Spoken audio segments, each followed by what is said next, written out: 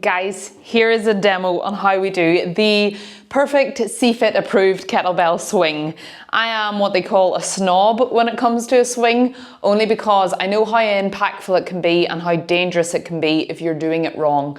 So we are working with a 16 kg, which is a 35 kg or 35 pound weight, which is the female standard weight. So depending on your weight range, you can use a 12 kg or 16 kg, so choose wisely. 8 kg is too light and you actually end up injuring yourself.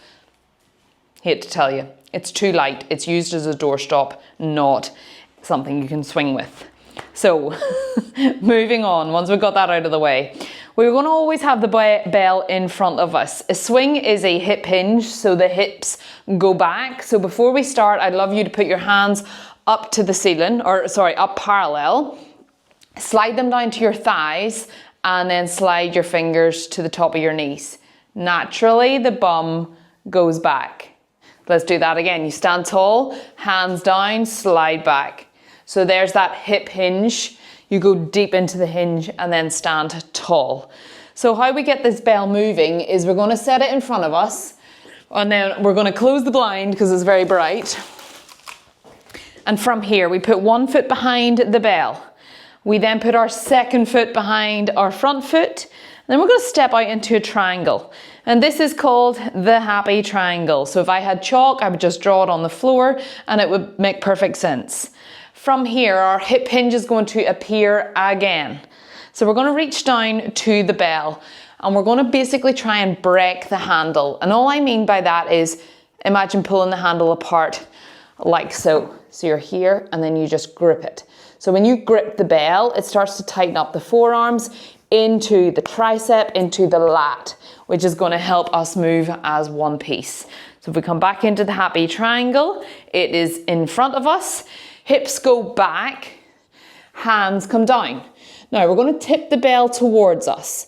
So if you look at my spine to my head, I'm in one straight line.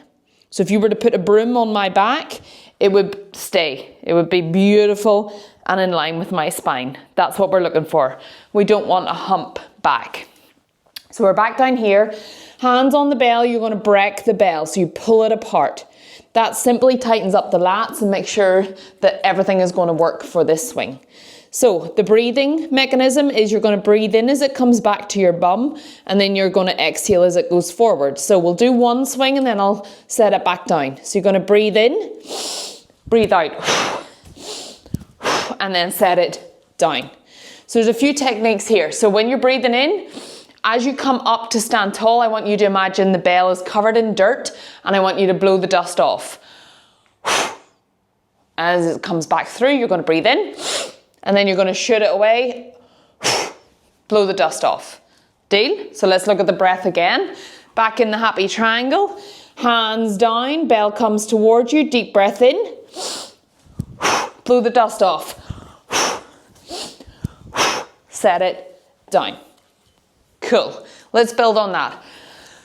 When the bell comes back, it basically needs to skim. Thumbs come to your bum, into your inner thighs. So you're actually touching your bum. Nobody else is going to touch it, it's fine. And then you shoot forward. So by touching your bum and your inner thighs, it protects your lower back. Because if you let the hands go down here, guess what starts to pull? It's the lower back. So we don't want that. So thumbs to bum.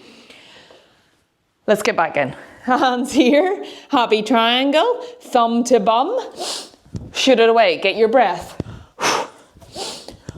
And then set it down. Last teaching point. When the bell is coming back down into landing, I want you to envision it's a plane coming down onto a runway.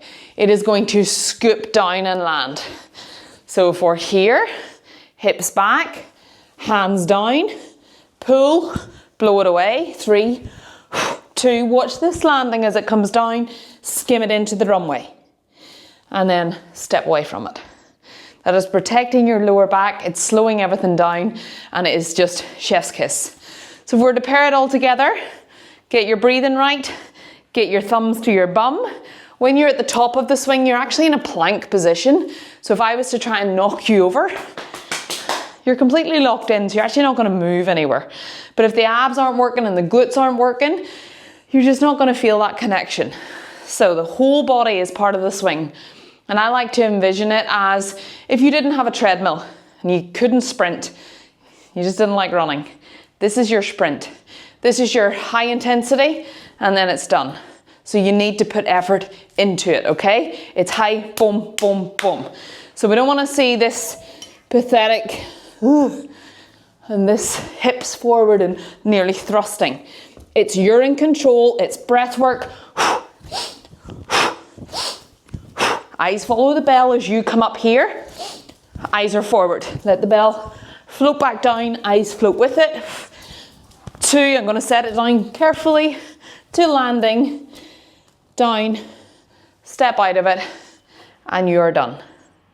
Cool? Finish position here. This is a hardstyle swing. Overhead, American style, that's not what we're doing. It's here. So you're parallel to the floor, bum down, back, stand tall again. So keep practicing it. Again, make sure you're using the appropriate weight. 8 kg is not an appropriate weight. Please and thank you.